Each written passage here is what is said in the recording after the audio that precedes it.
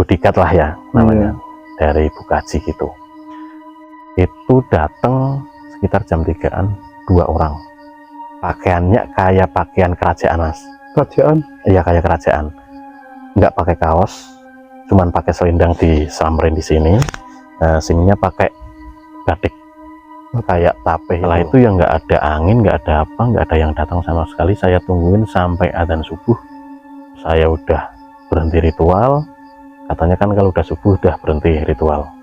Udah, setelah itu jam 7 pagi si Kunsen datang, dia nanya. Assalamualaikum warahmatullahi wabarakatuh. Kembali lagi di channel Lintang Misteri dengan saya Gus Mipin. Bagi teman-teman Lintang Misteri yang saya muliakan, semoga teman-teman Lintang Misteri sehat selalu dan panjang umur dimanapun kalian berada. Bagi kalian yang ingin menjadi narasumber, hubungi WhatsApp saya Gus Mipin 08578 6407707. Tim Lintang Misteri boleh berkunjung ke rumah kalian atau kalian yang berkunjung di studio Lintang Misteri yang berada di desa Tirta, Kabupaten Pekalongan. Nah, kali ini tim Lintang Misteri berkunjung di rumah narasumber namanya Mas Wanto. Ini desanya pelosok ya di Kabupaten Pekalongan, lumayan jauh, makan waktu 2 jam nih teman-teman. Dari Tirta sampai desa pelosok Pekalongan ini makan waktu 2 jam. Lumayan dekat sama gunung, di suasana dingin banget ya. Kali ini Mas Wanto ini akan menceritakan pengalaman mistisnya pernah melakukan ritual pesugihan Dewi Lanjar yang berada di Selamaran. Jadi Mas Wanto ini nekat ingin mengorbankan nyawa sendiri untuk jadikan tumbal. Mau jadikan budak di sana atau nggak tahu, something Mas Wanto ini nekat udah buntu. Oke, sebelum kita cerita, sapa dulu dong Mas Wanto. Apa kabar Mas? Alhamdulillah sehat baik, Mas ya? Sehat Makasih ya Mas sudah mau cerita di Lintang Misteri ya. Iya siap. Semoga Masnya sehat selalu dan panjang umur ya Mas. Amin. Ya, sehat Mas? Sehat Mas.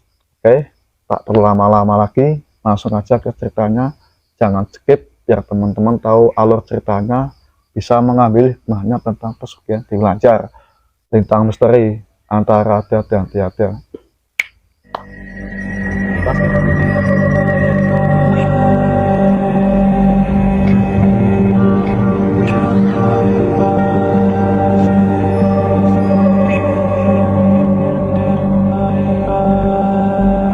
Pengalaman pertama saya itu dulu saya pernah punya usaha Mas. Usaha saya itu collab di tahun 2017, tepatnya bulan Oktober. Waktu itu saya collab, hutang saya itu banyak, jadi yang apa ya, yang ngejar saya itu banyak lah Mas. Bahkan teman-teman dari pihak bank itu banyak karena sangkutan-sangkutan atau utang saya itu banyak banget gitu. Setelah itu saya udah nggak punya usaha sama sekali, aset saya tak jual udah habis buat bayar utang, tapi itu masih kurang banyak Mas. Kalau nominal maaf saya nggak bisa nyebutin ya. Setelah itu saya nyari-nyari yang namanya cari duit yang instan lah, yang gampang lah, tanpa saya kerja, tanpa saya harus apa ya, jungkir balik cari duit, tapi bisa dapat gitu loh Mas. Waktu itu saya sama temen lagi makan di sebuah di pasar lah gitu, yang tempat rame. Itu saya makan di warung.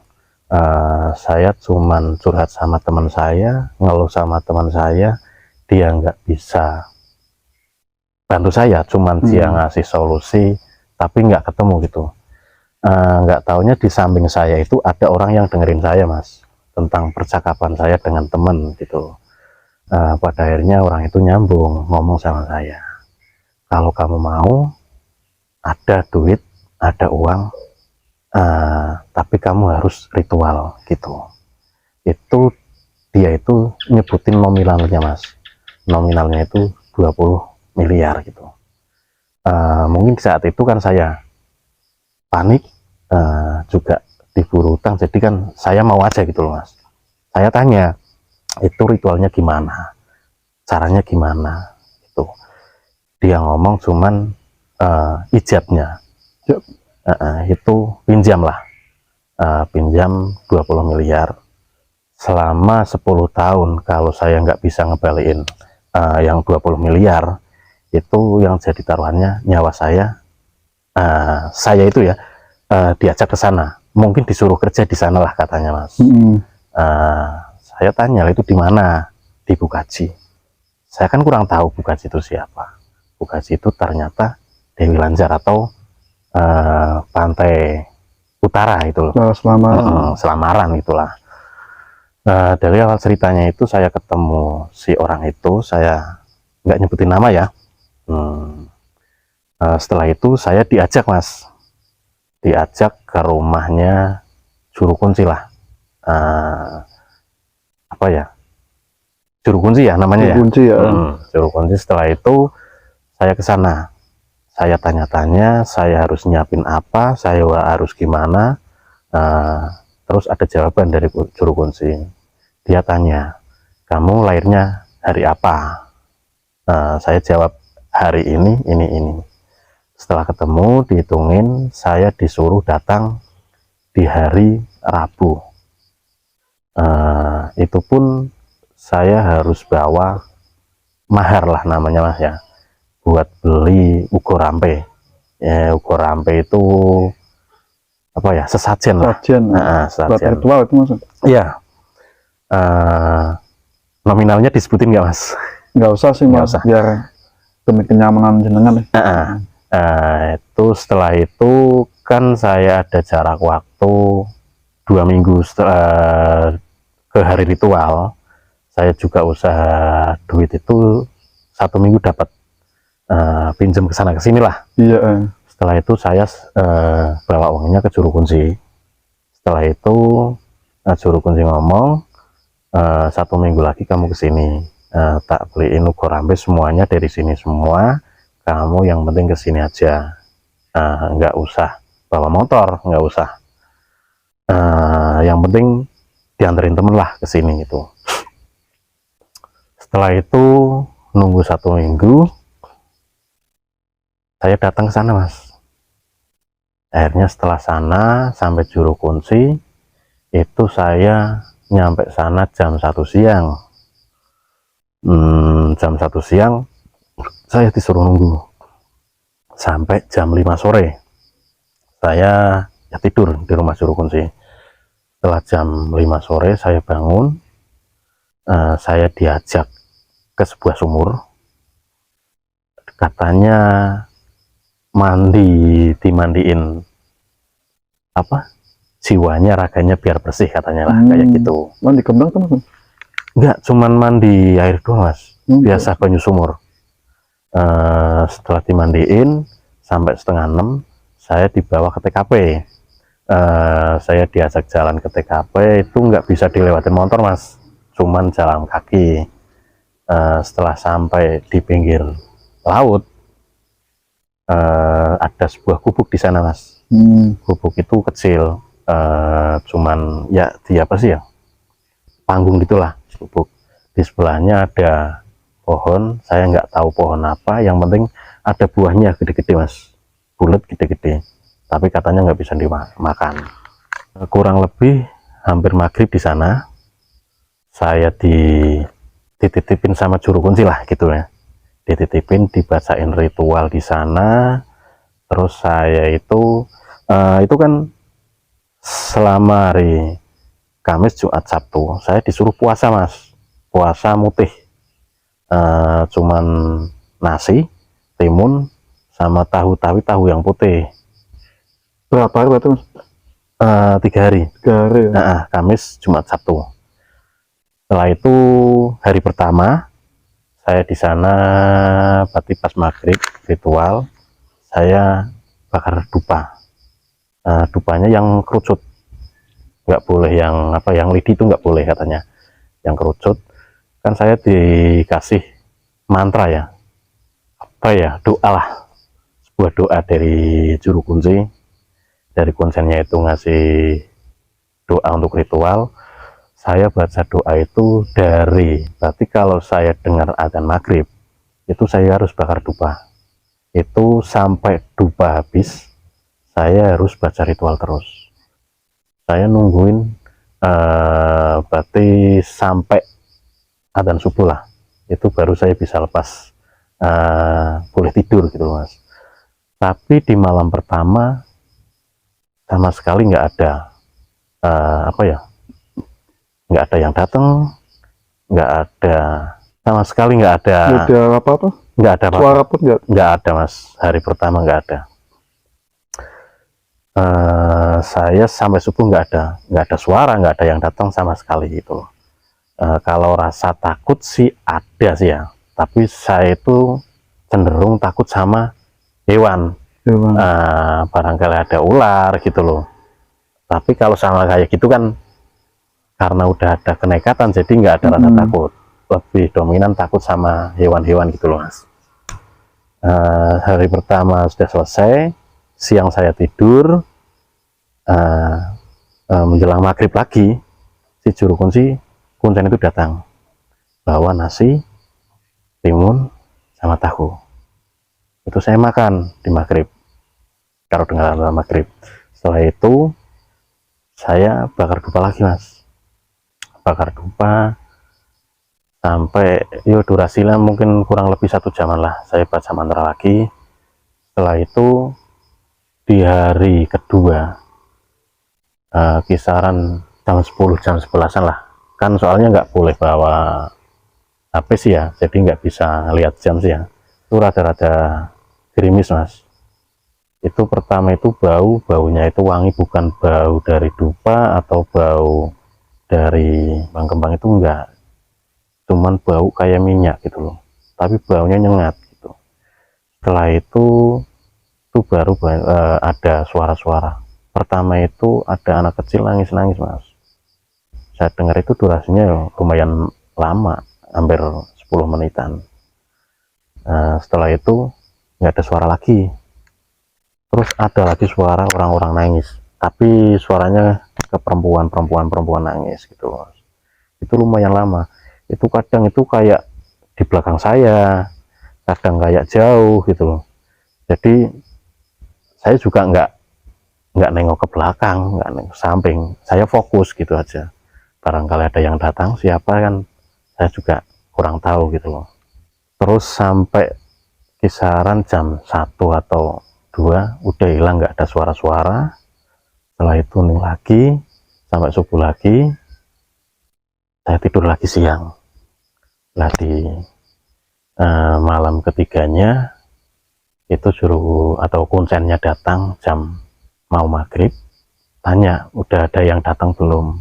Belum ada Mbah gitu, cuman ada suara-suara. Ya udah barangkali malam ini datang, soalnya ini malam terakhir, yang penting kamu kuat gitu. Siapa saja yang datang kamu nggak usah lari, kamu nggak usah takut, saya siap ya, saya udah nekat gitu. Kalau ada yang datang nawarin, misalkan kamu kan minta modal sama buat nyarutang gitu loh, kamu ngomong aja buat nyarutang sama modal. Jadi misalkan mau pinjemin duit, suruh ke rumah aja bawanya duit gitu loh Mas. Jangan di apa ya, jangan diterima di sini gitu loh, tapi di rumah aja. Setelah itu kan kamu kan di rumah kan, kalau ada yang nemuin di sini udah ada pembicaraan kan, kamu di rumah nantinya juga ritual juga gitu. Oh ya Mbah gitu. Setelah itu saya makan, saya bakar dupa lagi, saya baca ritual sampai isya lah. Setelah itu saya tunggu nggak ada suara Mas sama sekali, sampai malam. Suasananya cerah lah, nggak gerimis nggak apa. Kurang lebih jam 2 atau 3-an itu ada angin kenceng banget Mas, kenceng banget. Jam 3-an mungkin itu, ya rasa takut pasti punya masalah yang kayak gitu. Setelah angin kenceng kayaknya ada setengah jaman Mas ya, itu ada orang, saya nggak tidur loh Mas, itu nyata di depan saya ada orang yang datang. Aku nggak tahu itu siapa, nggak tahu apa ya, katanya ya, setelah saya ngomong saya konsennya itu katanya apa algojo atau bodyguard lah ya namanya, dari Bukaji gitu. Itu datang sekitar jam 3-an 2 orang, pakaiannya kayak pakaian kerajaan mas. Kerajaan? Iya kayak kerajaan, nggak pakai kaos, cuman pakai selendang disamperin di sini, sininya pakai batik kayak tapeh itu loh. Iya. Tapi atasnya itu yang satu pakai ikat, yang satu enggak gitu. Ada mahkotanya mas? Yang satu tapi pakai ikat mas, kayak apa sih ya kayak zaman dahulu itulah. Setelah datang, durasi itu sekitar 2-3 menit. Depan saya cuman liatin saya doang mas. Saya mau tanya, saya nggak berani, katanya kan jangan tanya dulu sebelum dia ngomong sama kamu. Tapi dia cuman diam toh mas, nggak ngasih pembicaraan, nggak nyapa gitu. Setelah durasi 3 menit dia jalan tapi mundur mas. Tapi setelah sampai pesisir kan itu kan nggak terlalu gelap sih ya, karena ada rembulan mas ya. Saya apa sih ya, rada-rada kelihatan lah. Tapi setelah sampai pinggir laut hilang gitu loh mas. Hilang. Nggak tahu jalannya kemana, emang udah hilang gitu loh. Tapi setelah itu nggak ada yang datang lagi. Mungkin itu jam 3-an lah. Udah mau pagi tuh. Iya udah mau pagi. Setelah itu ya nggak ada angin, nggak ada apa, nggak ada yang datang sama sekali. Saya tungguin sampai adzan subuh, nggak ada yang datang lagi. Terus saya udah berhenti ritual, katanya kan kalau udah subuh udah berhenti ritual. Udah, setelah itu jam 7 pagi si konsen datang, dia nanya, ada yang datang nggak semalam? Ada 2 orang. Oh itu algojonya, yang apa bahasa kerennya apa ya, bodyguard gitu loh, bodyguardnya Bukaji gitu. Lah dia nanya apa? Enggak nanya, cuman diam. Jawabannya si kontennya cuman, oh itu belum rezeki kamu, gitu aja mas. Padahal kan tekad saya udah bulat gitu loh. Berarti saya berani ke tempat dia, saya udah menyiapkan semua gitu loh. Tapi kenyataannya mungkin katanya sih, kata si kontennya belum rezeki saya, ya udah saya. Berarti pas waktu dengar suara itu gelap ya mas ya? Kalau pas suara gerimis gelap mas. Gelap, nggak ada kelihatan sosok apa itu? Nggak ada sama sekali. Kadang itu suaranya kayak di belakang, nyaring banget mas. Jelas mas? Jelas banget. Nangis, ketawa gitu, iya di belakang saya pas. Kadang jauh, kadang di belakang gitu. Perempuan itu? Kalau yang nangis-nangis itu perempuan. Itu berarti pas waktu lewat mau ke Gebuk nih ya, itu kan ke arah timur itu ada pohon-pohon banyak, kayak orang pohon kan pekat banget ya pohon-pohon itu. Masa jalan kaki tuh? Jalan kaki mas. Tapi lewatnya yang sebelah selatan. Selatan. Lewat sungai dulu. Ketika sinyal itu mas ya? Ya mungkin kayak gitu. Iya. Kayak uji nyali, tapi kan versinya beda. Saya kan cuman nyari pinjaman uang, biar bisa nyarutang gitu lah. Jauh nggak mas lokasi dari pantai ke Gebuk itu? Deket mas kalau dari pantai ya. Kalau dari pantainya cuman sekitar 20 meteran lah. Dari bibir pantai 20 meter. Berarti lewat itu ya Gunung Sampah itu kan? Itu mas, kan, ke timur terus. Berarti masnya nggak dikasih apa-apa tuh, nggak ada hasilnya? Sama sekali nggak ada hasil. Bahkan saya tanya apa kurang ukur rambenya, sesajennya. Itu udah pas mas. Jadi sesajen itu kan ada tampah ya, tahu tampah kan mas ya? Nah, tampah tapi yang nggak besar, yang kecil-kecil. Itu di sana yang satu tambah itu bunga setaman, bunga komplit lah. Yang satu lagi buah-buahan juga komplit. yang satu lagi itu apa ya, juadah pasar sama bubur-bubur lah. Saya juga kurang tahu soalnya kan saya udah ngasih mahar ke si Kuncen, terus dia yang beliin gitu loh mas. Terus ada apa ya, wedang, ada teh, kopi, itu ada beberapa gelas banyak, terus ada degan-degan kelapa hijau gitu loh. Ritualnya kok ada puasanya ya mas? Puasa, emang katanya Puasa harus ya? puasa ya 3 hari. Buat saran apa mas? Apanya? Puasa itu buat saran apa? Saya kurang tahu, katanya lebih afdol itu puasa. Kalau kamu pengen punya duit banyak ya kamu harus apa ya, berkorban dulu lah gitu loh. Nggak ada kereta kencana lewat? Nggak ada sama sekali mas. Itu yang saya harapin mas, tapi nggak datang. Nggak datang ya. Mas pas waktu nungguin di gubuk ya, itu ada sebelum ada suara itu ada angin kenceng ya mas? Pas yang malam kedua itu nggak ada angin, tapi cuman suara-suara doang mas.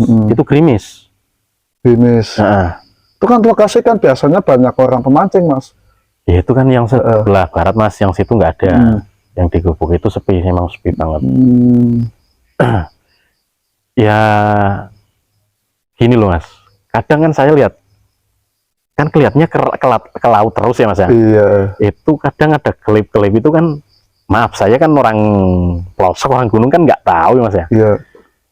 Kirain itu mau nyamperin saya, itu Bukaji atau siapa,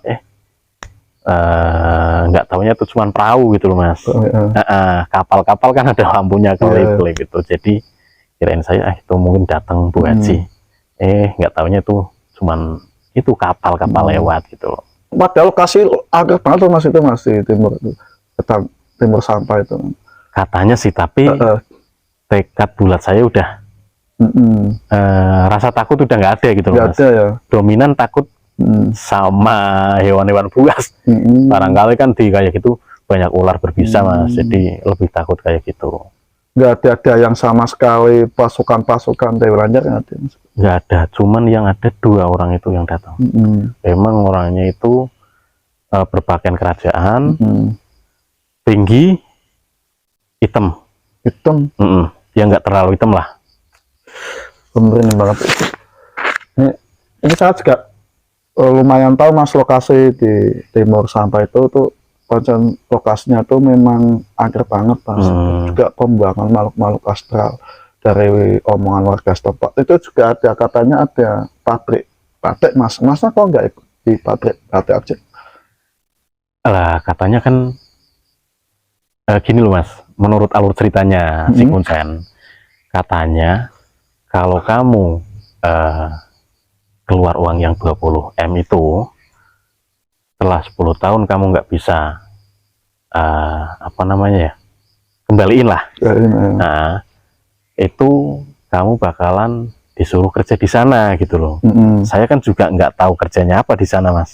Katanya ada kontennya ngomong disuruh batik, ada suruh jadi benteng atau apaan. Saya juga kurang tahu, tapi kan aku udah siap gitu loh mas.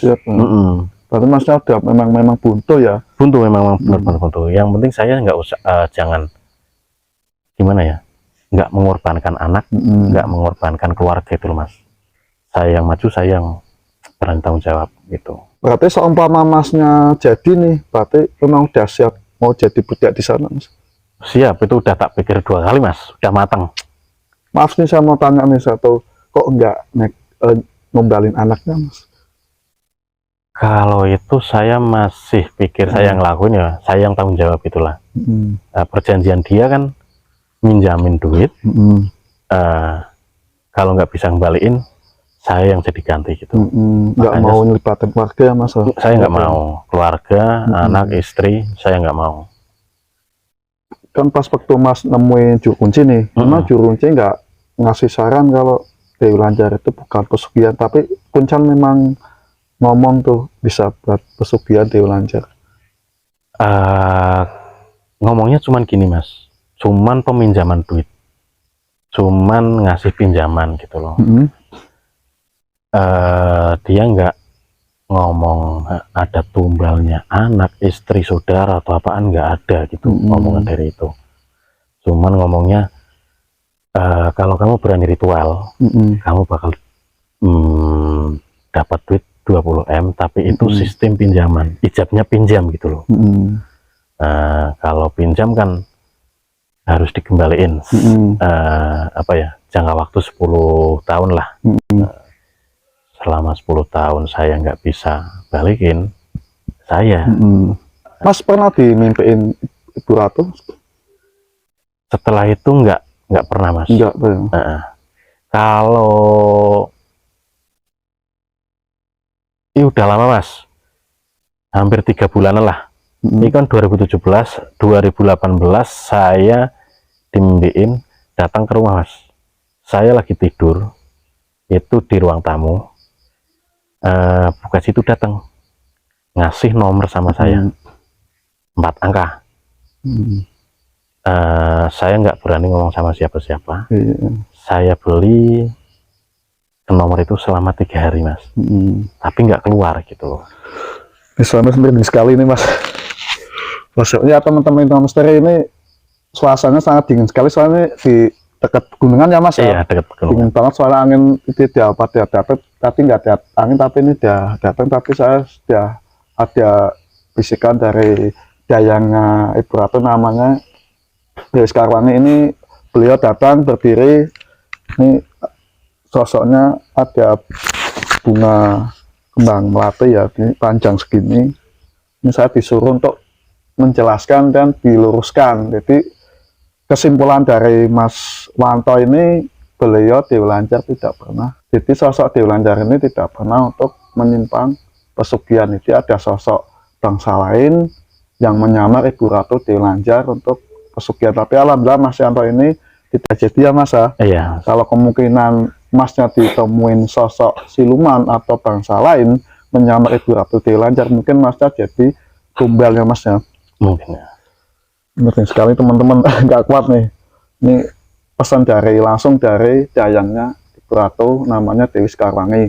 Ini beliau tadi duduk di sampingnya Mas Wanto. Ini jelas banget untuk menyampaikan teman-teman, jadi Ibu Ratu tidak pernah menyimpang pesugihan. Jadi ada bangsa lainnya. Barangkali ada pesan nih, Mas, buat teman-teman tentang jenengan pengalaman, biar teman-teman nggak nyari Mas nih. Jangan tidur ya teman-teman ya, jangan cari Mas Wanto ya. Mungkin Mas ada pesan nih? Mungkin menurut pengetahuan saya, Mas ya, mungkin kayak gitu ada sih ya. Tapi emang kan itu hal yang nyimpang sih, Mas ya. Itu kan dari setan itu ya. Mungkin ada juga yang terjerumus di dunia itu, dan saya sangat yakin pasti adalah orang yang menyembah setan kayak gitu. Tapi sesulit apapun, serumit apapun, sebanyak apapun hutang kamu, jangan pernah lari ke dunia itu, Mas. Karena hidupnya lebih sengsara gitu loh, Mas. Masih ada cerita lain nggak, Mas? Kalau cerita lain banyak, Mas. Banyak ya.